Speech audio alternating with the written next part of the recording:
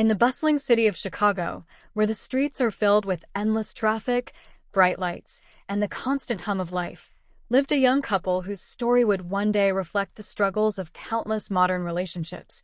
Emily Parker and Daniel Williams had been together for almost 6 years.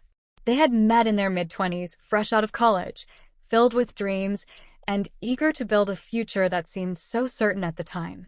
Emily worked as a project manager at a marketing firm in downtown Chicago. Her days were long, filled with meetings, deadlines, and constant pressure from clients.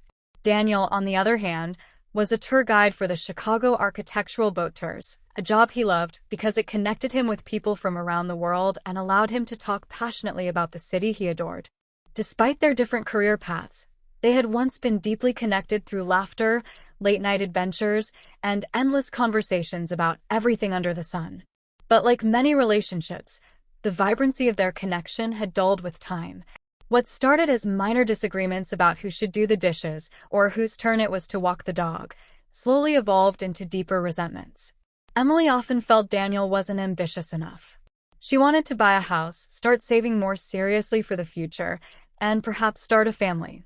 Daniel, however, lived more in the present, enjoying his job, his hobbies, and the freedom he still felt was necessary. The small cracks in their bond widened with each passing month. By the time they celebrated their 6th anniversary with a quiet dinner at a local Italian restaurant, the silence between them spoke louder than the violinist strumming tunes nearby. Emily poked at her pasta, lost in thought, while Daniel nervously checked his phone under the table.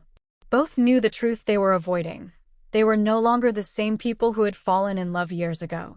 Their relationship had turned into a series of arguments. Emily would come home late after work, exhausted, only to find Daniel playing video games or watching sports. "You never take things seriously," she would say, her voice edged with frustration. Daniel would respond defensively, "And you never stop working. It's like your job is the only thing that matters." Each fight felt repetitive, like a scene from a movie they both hated but couldn't stop watching. The breaking point came one Saturday evening in their shared apartment in the River North neighborhood.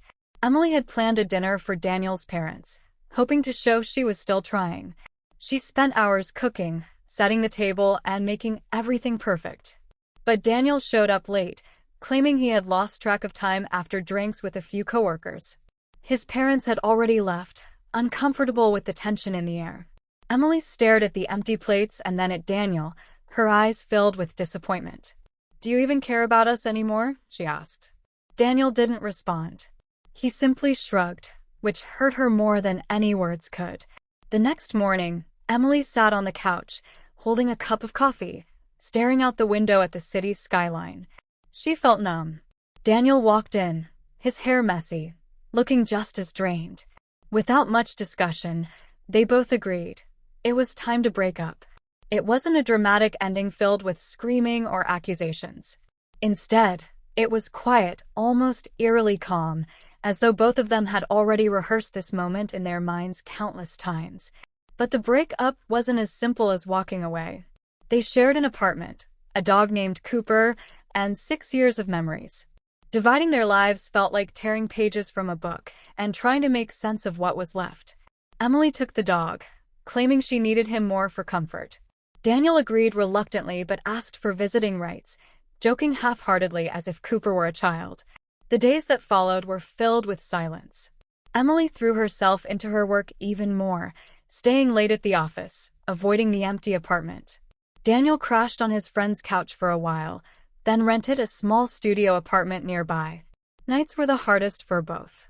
Emily missed the sound of Daniel humming in the kitchen, while Daniel missed Emily's habit of leaving sticky notes with reminders on the fridge. Chicago, once their playground, became a minefield of memories. Every corner cafe, every street, every park reminded them of moments they once cherished.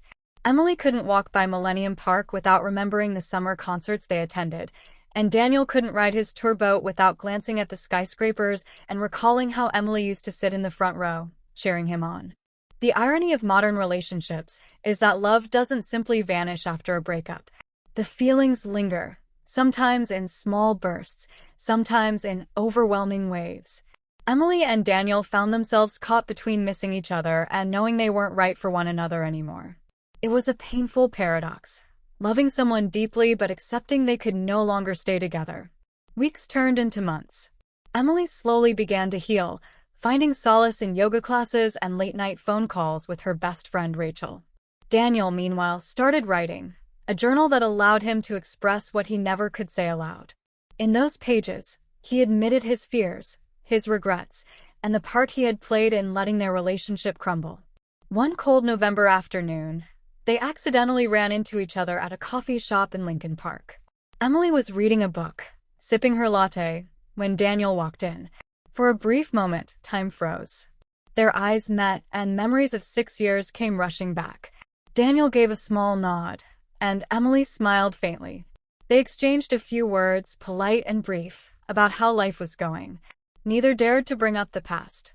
As Daniel walked out of the cafe, Emily realized something profound. Breakups aren't failures. They are endings, yes, but also beginnings. They teach us about love, patience, and the limits of what we can give and receive. She didn't hate Daniel. She didn't even resent him anymore. She simply understood that their chapter together had closed. Daniel, walking down the cold street, felt the same. He knew he would always care for Emily, but he also knew they were meant to move forward separately.